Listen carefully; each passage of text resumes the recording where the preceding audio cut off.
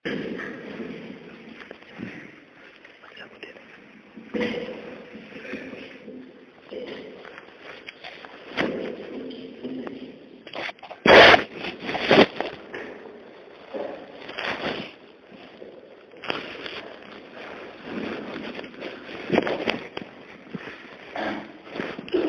الحمد لله نحمده ونستعينه ونستغفره ونعوذ بالله من شرور أنفسنا ومن سيئات أعمالنا من يهده الله فلا مضل له ومن يضلل فلا هادي له وأشهد أن لا إله إلا الله وحده لا شريك له وأشهد أن محمدا عبده ورسوله يا أيها الذين آمنوا اتقوا الله حق تقاته ولا تموتن إلا وأنتم مسلمون يا أيها الناس اتقوا ربكم الذي خلقكم من نفس واحدة وخلق منها زوجها وبث منهما رجالا كثيرا ونساء واتقوا الله الذي تساءلون به والأرحام إن الله كان عليكم رقيبا يا أيها الذين آمنوا اتقوا الله وقولوا قولا سديدا يصلح لكم أعمالكم ويغفر لكم ذنوبكم ومن يطع الله ورسوله فقد فاز فوزا عظيما أما بعد فإن خير الحديث كتاب الله وخير الهدي هدي محمد صلى الله عليه وسلم وشر الأمور محدثاتها وكل محدثة بدعة وكل بدعة ضلالة وكل ضلالة في النار. قال الله تعالى: قاف والقرآن المجيد بل عجبوا أن جاءهم منذر منهم فقال الكافرون هذا شيء عجيب أئذا متنا وكنا ترابا ذلك رجع بعيد قد علمنا ما تنقص الأرض منهم وعندنا كتاب حفيظ بل كذبوا بالحق لما جاءهم فهم في أمر مريج أفلم ينظروا إلى السماء فوقهم كيف بنيناها وزيناها وما لها من فروج والأرض مددناها وألقينا فيها رواسي وأنبتنا فيها من كل زوج بهيج تبصرة وذكرى لكل عبد منيب. وقال الله تعالى في موضع آخر: ولتستبين سبيل المجرمين. وفي رواية البخاري بأن محمدا فرق بين الناس. معزز حاضرین، ابھی تھوڑی دیر پہلے میں یہ سوچ رہا تھا کہ آپ سے کس موضوع پر کلام ہونے کی کوشش کروں، تو بات سیدھے ذہن میں گردش کر رہی تھی جیسے کہ دعوتی جو طریقہ کار ہمارے زمانے میں رائج ہے، ان طریقوں میں سے کون سا طریقہ نبی صلی اللہ علیہ وسلم کے طریقہ دعوت اور منہج صحابہ سے میل کھاتا ہے، یا اسی طرح سے سنت کو سمجھنے کے لیے کیا فہم روات یا فہم صحابہ یا فہم سلف کی طرف استناد کرنا شرعی اعتبار سے ضروری ہے یا نہیں؟ یہ باتیں ذہن میں آ رہی تھی، لیکن معاً بات ایک دوسری بات یہ پیدا ہوئی کہ گزشتہ میں نے آپ سے جو گفتگو کی تھی اس کے بارے میں میرے پاس عزیز طلبہ نے اس کی تکمیل کا مطالبہ کیا تھا، لیکن میں آپ سے عرض کر دوں کہ وہ بات میری تقریباً مکمل تھی، بعض اجزاء صرف رہ گئے تھے، اور اگر میں اسے پورا کرنے کی کوشش کروں تو شاید صرف انہی مضامین اور انہی معلومات کا اعادہ کرنے کی ضرورت پیش آئے گی، لیکن پھر بھی نہ جانے کیوں میں اسی رخ کو ترجیح دیتے ہوئے دوبارہ یہ سوال آپ کے سامنے رکھتا ہوں، کیونکہ میں 2 سوال لے کر کے آپ کے پاس آیا تھا، ایک کا جواب میں نے دیا تھا، دوسرا جواب باقی تھا اور وہ بھی وقت باقی رہے گا، میں اس میں گھسنا نہیں چاہتا کیونکہ وہ ذو شجون اور مختلف تفریحات کا حامل ہے۔ سرگت میں آپ سے عرض کروں کہ میری بات آگے بڑھنے سے پہلے آپ سب لوگ دائرے کی شکل میں سمٹ جائیں۔ یہ بات میں بارہا کہہ چکا ہوں کہ سنت کا طریقہ یہ ہے کہ خطیب کو گھیر کر کے بیٹھا جائے، مگر شاید آپ لوگوں کی یادداشت کمزور ہے یا سنت پر عمل کا جذبہ ہی انتہائی کم ہے، اس لیے بار بار یہ بات دہرانے کی ضرورت پیش آتی ہے۔ اللہ رب العالمین نے اس دنیا میں جو نظام دیا ہے اس نظام کا ایک جز ہے تفریق اور تمیز، 2 متضاد چیزوں کے درمیان، 2 متناقض اور 2 مختلف چیزوں کے درمیان خط امتیاز کھینچنا، یہ اللہ رب العالمین کا اس دنیا میں یہ نظام ہے۔ اسی لیے اللہ رب العالمین نے کہا قل هل يستوي الذين يعلمون والذين لا يعلمون، اہل علم اور اہل جہل، پڑھے لکھے اور ان پڑھ، یہ دونوں برابر نہیں ہو سکتے۔ اسی لیے قرآن کا ایک نام فرقان ہے، قرآن حق اور باطل کے درمیان تمیز کرتا ہے۔ صحیح بخاری کی ایک روایت میں ہے اللہ کے رسول صلی اللہ علیہ وسلم کے بارے میں فرشتوں نے جو آپ کے خواب کی حالت میں، سونے کی حالت میں جو بات بیان کی تھی اس میں سے ایک لفظ یہ بھی تھا وَإِنَّ مُحَمَّدًا فَرْقٌ بَيْنَ النَّاسِ، محمد صلی اللہ علیہ وسلم یہ تفریق کرنے والے ہیں، لوگوں کے درمیان امتیاز کرنے والے ہیں، لوگوں کے درمیان خط امتیاز اور نشان امتیاز قائم کرنے والے ہیں۔ یہ نبی صلی اللہ علیہ وسلم کی خوبی اور صفت تھی جس کے لیے اللہ رب العالمین نے ہمارے نبی صلی اللہ علیہ وسلم کو بھیجا تھا۔ اور اسی لیے کفار قریش نبی صلی اللہ علیہ وسلم پر جو الزامات عائد کرتے تھے ان میں سے ایک یہ بھی ہے وہ يفرق بين المرء وزوجته ويفرق بين المرء وعشيرته، آپ کا کام یہ ہے کہ شوہر اور بیوی کے درمیان جدائی کرا دیتے ہیں، آدمی اور اس کے قبیلے کے درمیان جدائی کرا دیتے ہیں۔ وہ کہنے والے کا منشا تو کچھ اور تھا، مگر در حقیقت بات یہ سچی ہے کہ کفر اور باطل کے، کفر اور اسلام کے درمیان، حق اور کفر کے درمیان خط امتیاز کھینچنا یہ نبی صلی اللہ علیہ وسلم کی شان اور آپ کا مشن تھا۔ اسی لیے اللہ رب العالمین نے قرآن پاک میں بہت سی جگہوں پر اس بات کو واضح کیا ہے کہ 2 متضاد چیزیں ایک ساتھ اکٹھا نہیں ہو سکتی، دونوں متضاد چیزوں کو الگ الگ ہونا چاہیے۔ فرما بردار بندہ اور نافرمان بندہ، سایہ اور دھوپ، جنتی اور جہنمی، عالم اور جاہل، اور اللہ رب العالمین کی دعوت پر لبیک کہنے والا اور اللہ رب العالمین کی آواز پر بغاوت کرنے والا، یہ لوگ کبھی اکٹھا نہیں ہو سکتے، یہ دونوں کبھی جمع نہیں ہو سکتے۔ اس لیے ان کے درمیان تمیز کرنا اور ان کے درمیان خط امتیاز کھینچنا یہ اللہ رب العالمین کی ایک سنت ہے اس کائنات میں، اللہ رب العالمین کا ایک طریقہ اس کائنات میں۔ اسی طریقے کے ماتحت اللہ رب العالمین نے اس بات کی وضاحت کیا ہے کہ وَلِتَسْتَبِينَ سَبِيلُ الْمُجْرِمِينَ، اس کائنات میں، اس دنیا انسانیت میں یہ بات رہنی چاہیے کہ اللہ کے فرما برداروں کا راستہ اللہ کے نافرمان بندوں سے الگ ہونا چاہیے، اللہ کے منتصل اور اس کے حکم کے اطاعت گزاروں کا راستہ اللہ کے حکم سے بغاوت کرنے والوں کے راستے سے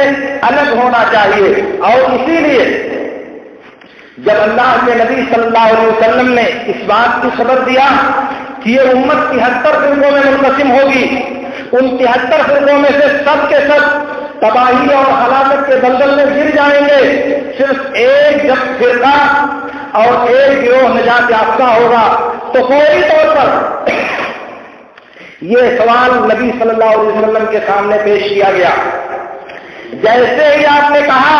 کہ فرقوں کی بھیڑ میں نجات صرف ایک لوگ کو ملے گی، فوراً یہ سوال نبی صلی اللہ علیہ وسلم سے پوچھا گیا وہ کون ہے؟ وہ کون لوگ ہیں جو نجات پائیں گے؟ گویا کہ ناجی گروہ کو ہلاکت یافتہ گروہوں سے ممتاز ہونا چاہیے، ہدایت یافتہ گروہوں کو ہلاکت میں پڑنے والے لوگوں سے الگ ہونا چاہیے۔ اور تب نبی صلی اللہ علیہ وسلم نے کہا، اللہ کے نبی صلی اللہ علیہ وسلم نے کہا، من کان علی مثل ما انا علیہ اليوم واصحابی، جس پر میں اور میرے صحابہ قائم ہیں، جو لوگ اس پر قائم ہوں گے وہ نجات پانے والے ہوں گے، وہ ہدایت پانے والے ہوں گے، وہ اللہ رب العالمین کے ہاں نجات یافتہ لوگ ہوں گے۔ اب نبی صلی اللہ علیہ وسلم نے یہ تمیز کر دی، یہ علامت بیان کر دی کہ یہ جو لوگ نجات سے بہرہور ہوں گے، جو لوگ گمراہوں کے بیچ میں ہدایت کا علم لے کر کے صراط مستقیم پر قائم ہوں گے، وہ لوگ ہوں گے جن کے اندر دو باتیں پائی جائیں گی، جو میرے اور میرے صحابہ کے نقش قدم پر قائم ہوں گے۔ میں جس طریقے پر قائم ہوں آج، میرے صحابہ کا آج جو طریقہ ہے، جو اس پر چلے گا وہ نجات یافتہ ہوگا۔ اسی لیے اللہ کے نبی صلی اللہ علیہ وسلم نے ایک دوسری روایت میں، جسے احمد اور ابن ماجہ نے بسند حسن روایت کیا ہے، اللہ کے نبی صلی اللہ علیہ وسلم نے فرمایا، يحمل هذا العلم من كل خلف عدوله ينفون عنه تحريف الغالين وانتحال المبتلين وتاويل الجاهلين۔ اس علم کو، اس دین کو ہر بعد میں آنے والی نسل اگلے لوگوں سے حاصل کرے گی۔ اس دین کو اور دین کے اس علم کو ہر بعد میں آنے والا طبقہ اپنے گزشتہ لوگوں سے اس کو سیکھے گا، سیکھنے کے بعد 3 کام انجام دے گا۔ ينفون عنه تحریف الغالین، غلو پسندوں کی جو تحریف ہے اس تحریف کی تردید کرے گا، ان کی جو اپنی خود ساختہ باتیں ہیں، ان کی جو دسیسہ کاریاں ہیں اس کی تردید کریں گے۔ ينفون عنه تحریف الغالین وانتحال المبتلین، اور باطل پرستوں نے اپنی طرف سے جو باتیں کر لیا ہے، اپنی منچاہی خواہشات کو جو دین کا نام دے دیا ہے اس کی بھی تردید کریں گے۔ اور اس کے بعد جاہلوں کی جو بنائی ہوئی اپنی باتیں ہیں، نادانوں اور کم علموں کا جو بنایا ہوا طریقہ ہے اس کی بھی تردید کریں گے۔ گویا کہ دین کے نام پر، دین اور شریعت کا لیبل لگا کر جن انسانی اعمال کو، انسانوں کے تراشے ہوئے اعمال کو دین کا جز بنانے کی کوشش کی گئی ہوگی، ان سب کی یہ لوگ تردید کریں گے۔ یہ امتیاز ہے، یہ خط امتیاز ہے میرے نبی صلی اللہ علیہ وسلم کی طرف سے ان لوگوں کے درمیان جو یہ اعلان کرتے ہیں کہ یہ صحیح ہے، یہ غلط ہے، یہ حق ہے، یہ باطل ہے، اور ان لوگوں کے درمیان جو یہ کہتے ہیں کہ نہیں ان مسائل کو مت چھیڑو، اختلاف پیدا ہو جائے گا، ان مسائل کو مت چھیڑو، اس سے امت کے اندر فرقہ پیدا ہو جائے گا، توحید کی بات مت کرو ورنہ لوگ متنفر ہو جائیں گے، سنت کی دعوت مت دو ورنہ یہ جمع شدہ بھیڑ چھڑ جائے گی، اللہ کے صراط مستقیم کا ڈنکا بجانے کی کوشش مت کرو ورنہ دنیا کے یہ دوسرے انسان گروہ در گروہ تم سے متنفر ہو جائیں گے۔ اب جو لوگ یہ پیغام دیں اور نبی صلی اللہ علیہ وسلم نجات یافتہ لوگوں کی یہ علامتیں بیان کریں، اس کا مطلب یہ ہوا کہ یہ ایک نشان اور یہ ایک علامت ہے تفریق کرنے کی، جو نبی صلی اللہ علیہ وسلم کے طریقے اور صحابہ کے منہج پر ہیں ان کے درمیان، اور جو اس طریقے سے ہٹے ہوئے لوگ ہیں ان کے درمیان، یہ اللہ کے نبی صلی اللہ علیہ وسلم نے قائم کیا ہے۔ اب ایسی صورت میں اگر ایسا طریقہ، ایسے اوصاف اور ایسی صفات استعمال کرنے والے لوگوں کا کوئی مخصوص نام ہو، کوئی مخصوص علم ہو اور ان کا ایک متعین اسم طے کر لیا گیا ہو جس سے وہ جانے اور پہچانے جاتے ہوں، تو کچھ لوگ یہ چاہیں، کچھ لوگ یہ کوشش کریں کہ اس نام سے لوگ دستبردار ہو جائیں، اس نام کو پکارنا اور اپنا نام رکھنا لوگ ترک کر دیں، تو کیا اس دعوے کے ساتھ اسے قبول کر لیا جائے گا؟ اور صرف لوگوں کے کہنے کی وجہ سے اس نام کو ترک کر دیا جائے گا؟ یہ بات میں نے گزشتہ آپ سے عرض کی تھی کہ یہ بات صرف ایک دھوکہ اور اہل حق کو ان کے مشن سے برگشتہ کرنے کے لیے ایک ایسی سازش ہے جس میں کچھ لوگ تو دانستہ اور کچھ لوگ غیر دانستہ اس بات کا ڈڈورا پیٹتے رہتے ہیں. لیکن سردست میں آپ سے عرض یہ کر رہا ہوں کہ یہ جو نام ہے اہل حدیث، یہ نام صرف اسم نہیں ہے، یہ نام صرف ایک عالم نہیں ہے، بلکہ اس نام کے پیچھے ایک پورا منہج زندگی ہے. اس نام کے پس پردہ زندگی گزارنے کا پورا ایک لاہے عمل ہے جو نبی صلی اللہ علیہ وسلم سے شروع ہو کر اور تاریخ کے ہر دور میں بڑھتا ہوا ہمارے زمانے تک پہنچا، اور اللہ کے وعدے کے مطابق یہ سلسلہ قیامت کی صبح تک جاری رہے گا. اب ایسی صورت میں وہ جو منہج ہے، اس کے پس پردہ وہ جو طریقہ نبوی ہے، اس کے پس پردہ وہ جو صراط مستقیم کی نشاندہی ہے، کیا ان سب کو چھوڑ دیا جائے؟ ان سب سے دستبرداری اختیار کر لی جائے؟ ظاہر ہے کہ ایسا ممکن نہیں ہے. کیوں؟ اس لیے کہ اس دنیا میں یہ جو نام، یہ الگ الگ جو اسماء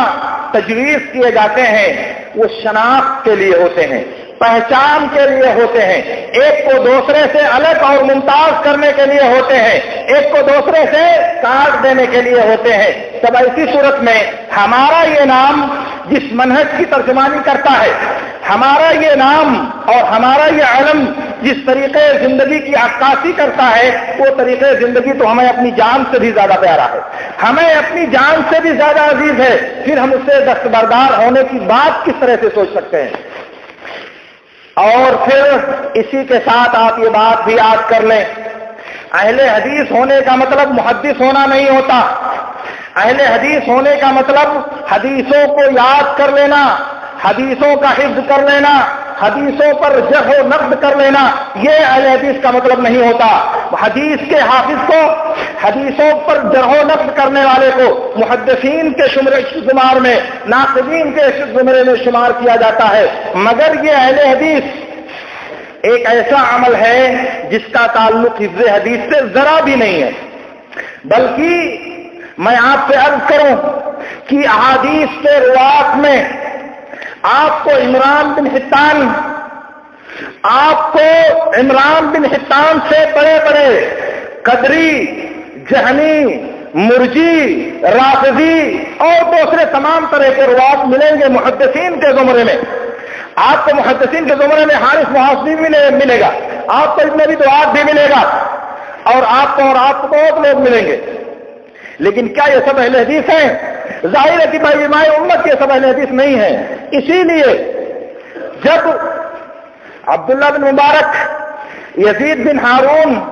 علی بن مدینی، بخاری، ترمذی اور ان کے بعد کے تمام لوگوں نے جب کہا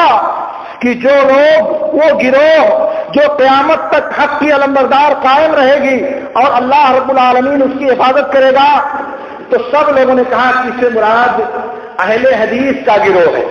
اس سے مراد وہ جماعت ہے جو اہل حدیث کہلاتی ہے. اب آپ بتائیں کہ احمد بن حنبل کا جینا،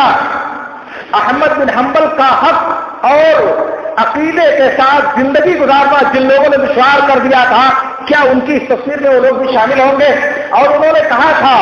کہ ان لم یکن ہؤلاء اصحاب الحدیث فلا ادری من هم. اگر یہ لوگ جو حق کے حامل گروہ ہیں، یہ نجات یافتہ گروہ، یہ طائفہ منصورہ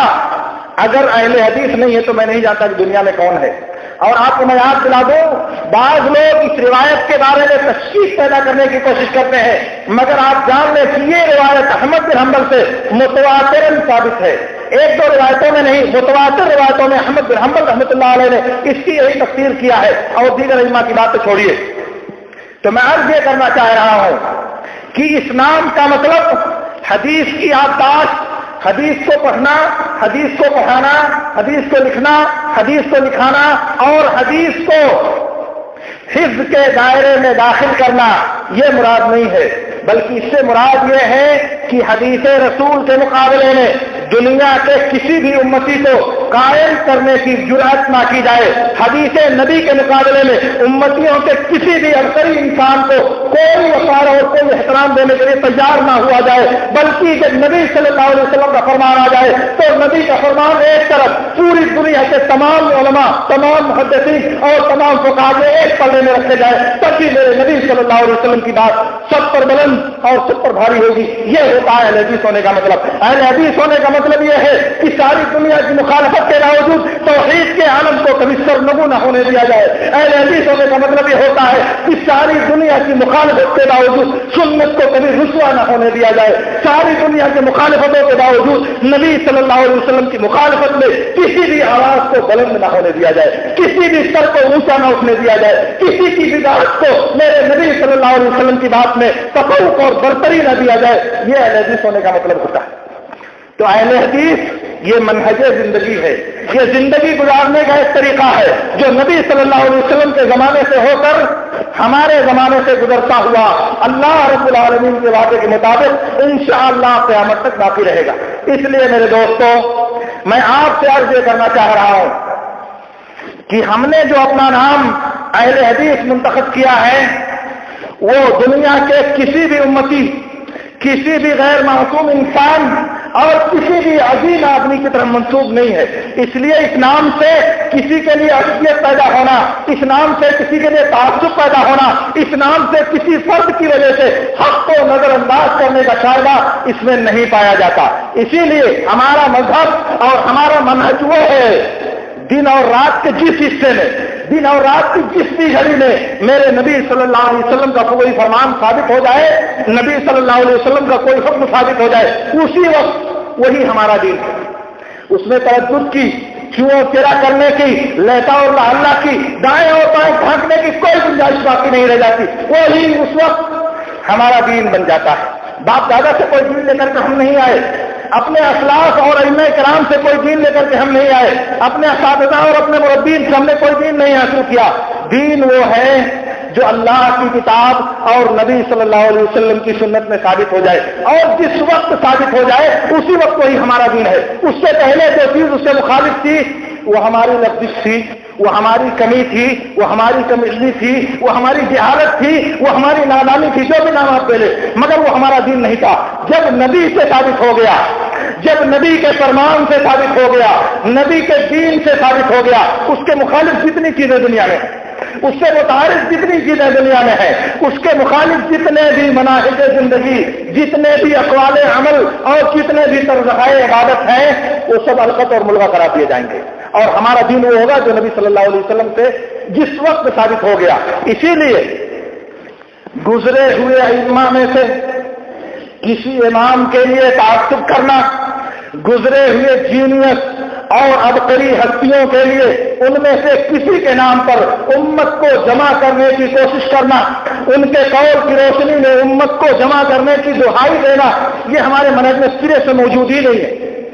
اس لیے اگر ہماری عصبیت ہے کسی کے لیے، اگر ہمارے دل میں تعصب ہے کسی کے لیے، تو صرف اور صرف وہ ایک ذات ہے اس دنیا میں، اور وہ ذات ہے میرے نبی امام الانبیاء خاتم المرسلین محمد الرسول اللہ صلی اللہ علیہ وسلم کی. ان کی بات کے مقابلے میں دنیا کی کسی بھی انسان کی بات کو کوئی وزن دینے کے لیے ہم تیار نہیں ہیں. نادان لوگ پتہ نہیں کہاں سے بھول بھلائیوں میں مبتلا ہو جاتے ہیں. ہم نبی کے سامنے میں ابو بکر و عمر اور عثمان و علی جیسی بے نظیر عظیم الشان اور تاریخ انسانی کے جینیس انسانوں کو کوئی حیثیت دینے کے لیے تیار نہیں ہے. تو یہ بات کے لوگ، صحابہ کے گرد پاک کے مقابلے میں نہ آنے والے بھی لوگ، وہ نبی کے بات کے مقابلے میں کیا حیثیت رکھتے ہیں میرے دوستوں؟ آخر ابو بکر کو نبی کے مقابلے میں کیوں نہیں مانا جائے گا؟ عمر کو نبی کے مقابلے میں کیوں نہیں تسلیم کیا جائے گا؟ عثمان و علی کو نبی کے مقابلے میں کیوں ترازو پر نہیں رکھا جائے گا میرے دوستوں؟ کیا وجہ ہے؟ جب ان کو نہیں رکھا جائے گا، ان کے بارے میں ہمارا ایمان اور عقیدہ ہے کہ اس دنیا میں انبیاء کے بعد ان سے افضل علم و عمل دونوں اعتبار سے نہ کوئی پیدا ہوا ہے اور نہ قیامت تک کوئی ان کے ہم پلہ پیدا ہوگا. ہمارا یہ بھی ایمان ہے کہ یہ لوگ جنتی، اللہ کی بشارت کے مستحق اور یقینی طور سے لوگ جنت میں جانے والے انسان ہیں. یہ سب ہمارا ایمان ہے، لیکن اس کے باوجود ان کا عمل ان کا فرمان اور ان کا طرز زندگی جب میرے نبی صلی اللہ علیہ وسلم کے فرمان سے متعارض ہو تو نبی صلی اللہ علیہ وسلم کے کسی حکم سے ٹکرائے تو ظاہر ہے کہ ان کے رتبے میں کمی نہیں ہوگی، ان کے مقام و مرتبے میں کمی نہیں ہوگی، ان کے عظمت و تقدس میں کمی نہیں ہوگی، کیونکہ عرش والے نے ان کو عطا کیا ہے، لیکن نبی کے مقابلے میں ان کی بات کا وزن نہیں ہوگا۔ تو جب ان مقدس ہستیوں کی باتوں کا وزن نبی کے بات کے مقابلے میں نہیں دیا جائے گا تو بعد میں آنے والے انسان جن کے بارے میں یہ بھی نہیں معلوم کہ وہ جنت میں جائیں گے یا نہیں جائیں گے، جن کے بارے میں اللہ اور اس کے رسول کی کسی بشارت کا علم نہیں، جن کے بارے میں بہت سی باتیں پائی جاتی ہیں، تو ان کی باتوں کا وزن کیسے دیا جائے گا؟ میرے عرض کرنے کا مطلب یہ ہے میرے دوستو،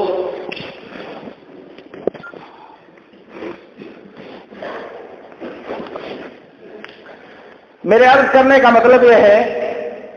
کہ ہم اہل حدیث ہیں اور اس نام پر ہم کو اصرار ہے، یہ نام ترک کرنے کے لیے ہم تیار نہیں ہیں۔ کیوں؟ اس لیے کہ دنیا کے سارے انسان اگر ہم سے اس نام کے ترک کا مطالبہ کرتے ہیں کہ یہ نام فرقہ بندی کی دعوت دیتا ہے، تو دنیا کے تمام سنجیدہ انسانوں سے میری گزارش ہے کہ وہ پہلے دنیا کے تمام فرقوں کا وجود ختم کرے، دنیا کے تمام فرقوں کی شناخت اور ان کی علامت کو ختم کرے، دنیا کے تمام انسانوں کو راہ سنت پر جمع کرنے کا عمل انجام دے، پھر اس کے بعد اگر کہ ہم سے بات کرے، جو کہ دنیا میں ممکن نہیں ہے۔ اس لیے اہل حدیث ہمارا اپنا منتخب کردہ نام نہیں، یہ ہمارا اپنا پسند کردہ نام نہیں، یہ نام ہمارے اسلاف سے چلتا ہوا ہم تک پہنچا ہے، اور تاریخ کے مختلف زمانوں میں یہ نام لوگوں نے ایک منہج کے طور پر اپنے لیے پسند کیا ہے، اور اسی لیے فقہ کی کتابوں میں، اصول فقہ کی کتابوں میں، عقائد کی کتابوں میں جہاں لوگوں کی آراء، ان کے مذاہب اور ان کے فرقوں کا ذکر کیا جاتا ہے، تو وہاں ایک مذہب ذکر کیا جاتا ہے دوسرے مذاہب کے ساتھ، وقال به اہل الحدیث، وهو مذہب جماہیر اہل الحدیث، وهو مذہب عامت اہل الحدیث۔ یہ کون لوگ ہیں؟ کہتے ہیں کہ حدیث یاد کرنے والے لوگ ہیں۔ تو یہ نام جو اہل حدیث کا نام ہے، یہ ایک تقدس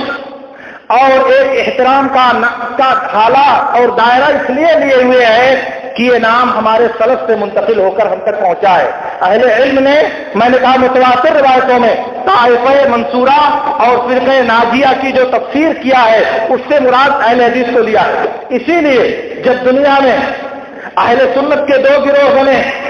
ایک گروہ کو اہل حدیث اور دوسرے گروہ کو اہل الرائے میں تقسیم کیا گیا۔ اہل حدیث میں جس میں حجاز کے عام علماء اور اہل الرائے جس میں عراق کے عام علماء شریک ہیں، ان دونوں کے مقابلے میں جو اہل حدیث کا منہج منتخب کیا گیا ہے، وہاں قیاس اور رائے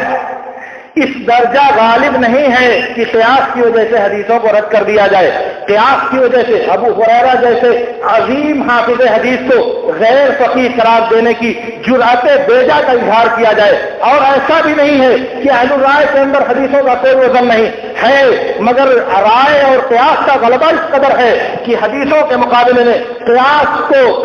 جلی کو برتری اور ترجیح دینے کا جرم کیا جاتا ہے، اسی لیے لوگوں کو دو خانوں میں بانٹا گیا ہے۔ تو جب بانٹا گیا